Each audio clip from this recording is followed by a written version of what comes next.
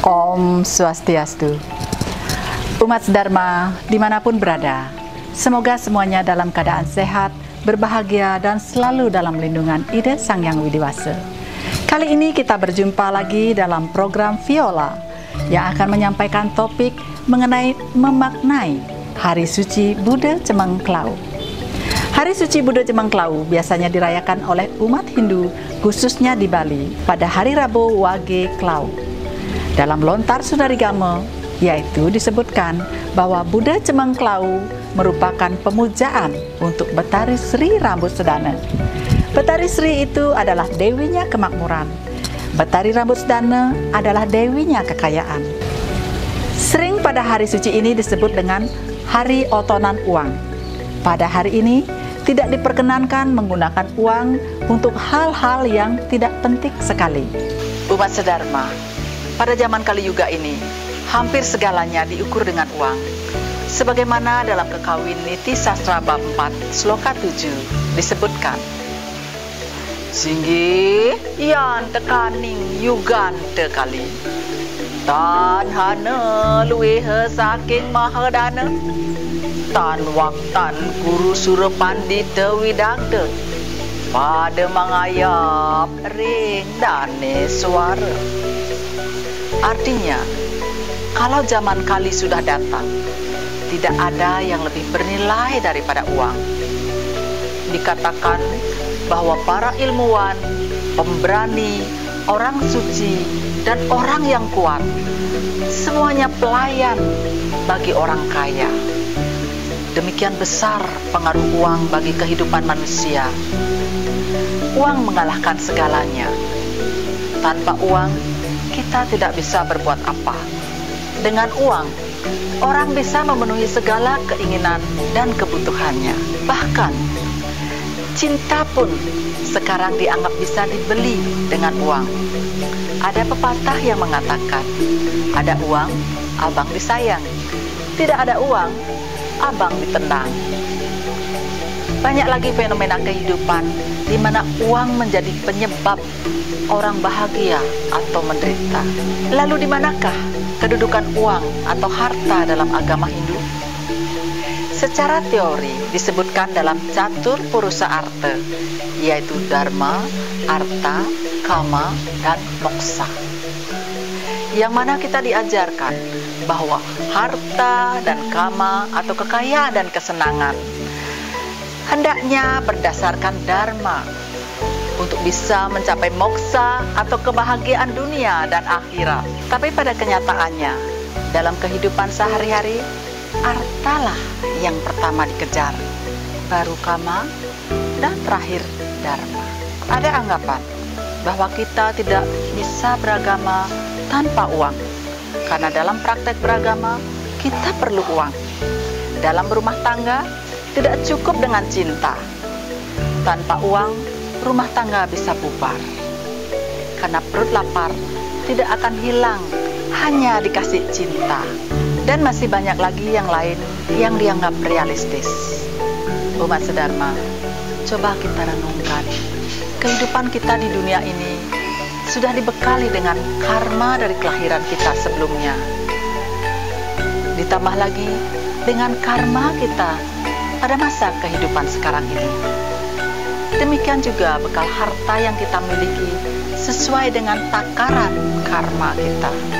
Dalam Niti Sataka Sloka ke-40 disebutkan, Ya datrani jabalapata, likitam stokam madwa danam, tat pranokti marusta leapi, nitaram merau tato nadikam, tadiru bawa wita vatsu, kerpanam wertip pertama kerti, kupe pasa payo nida papi gato, gerhanati tuliam jalan.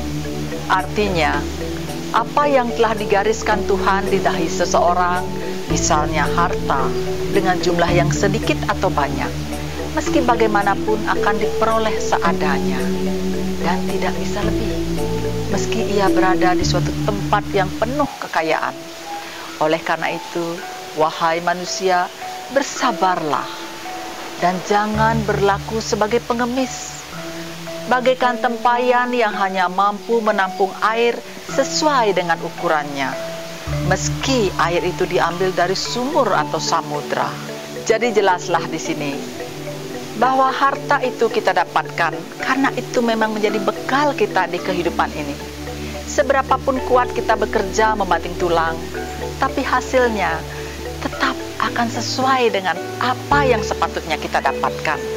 Oleh karena itu, jangan heran ketika ada orang yang berusaha sedikit tapi mendapat hasil yang banyak. Dan ada juga yang sudah berusaha begitu kuat tapi mendapat hasil yang sedikit, bahkan kurang. Lalu apakah itu tidak bisa diubah? Untuk mengubahnya, maka konsep pandangan kita juga harus diubah.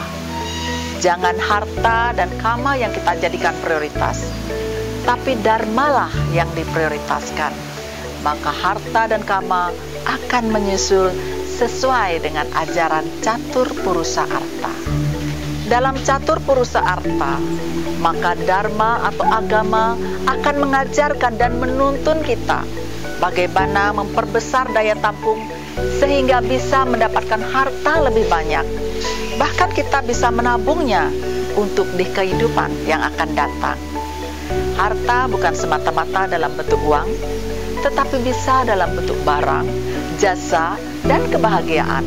Umat sedharma, dalam agama Hindu, salah satu cara meningkatkan laba adalah dengan perbuatan niatnya yang kita bisa lakukan sehari-hari, baik kepada ide Sang Hyang Widi, kepada leluhur, alam semesta, dan kepada sesama.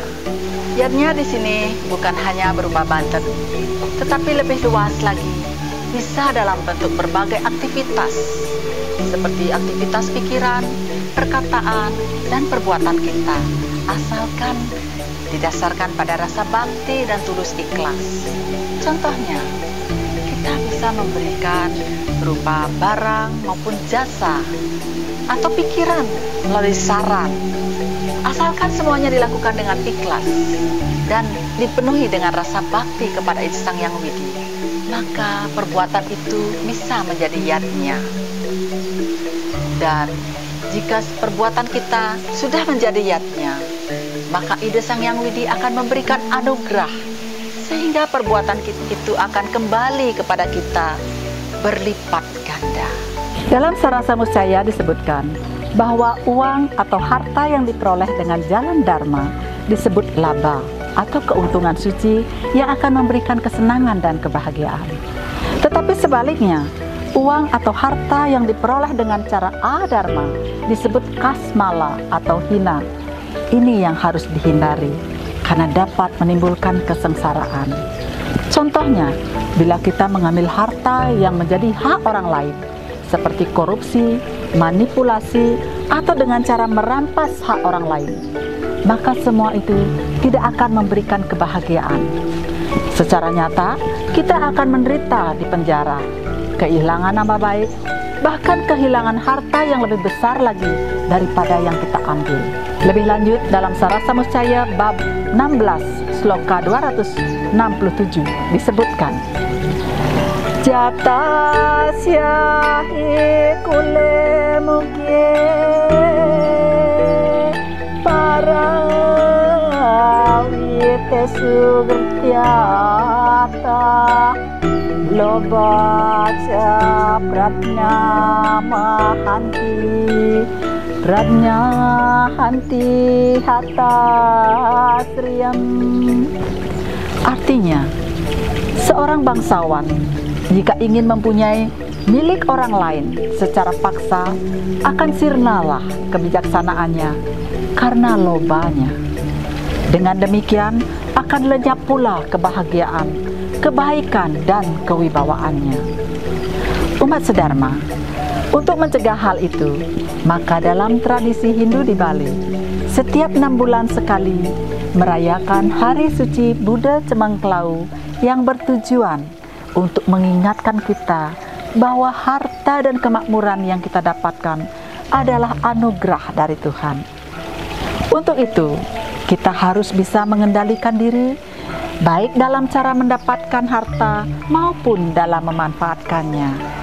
hendaknya harus sesuai dengan dharma atau kebenaran, sebagaimana tertuang dalam catur purusa arta, yaitu dharma, arta, kama, dan moksa, di mana harta dan kesenangan hendaknya selalu berdasarkan dan bertujuan untuk dharma atau kebaikan dan kebenaran, sehingga kita bisa mencapai moksa atau kebahagiaan jasmani dan rohani. Selain itu, pada hari suci Buddha Cemangklau ini, kita memohon kepada Batari Sri Rambut Sedana, yang tak lain adalah manifestasi Dewi Laksmi, agar beliau membimbing dan menganugerahi harta dan kemakmuran yang baik, yang bisa memberikan kebahagiaan secara lahir dan batin. Di dalam upacara ini biasanya umat menghaturkan pejati disertai dengan tipat sari dan tipat bagil, dengan harapan rezekinya mesari atau mendatangkan laba, dan juga mendatangkan kebahagiaan. Dalam tingkat upacara yang lebih besar, biasanya dilengkapi dengan ayaban dan sesayut mertedewo atau sesayut bagil setate, ataupun yang lainnya sesuai harapan. Umat sedharma, demikian yang dapat saya sampaikan. Semoga ada manfaatnya. Akhir kata saya haturkan para mesanti. Om Santi Santi Santi Om.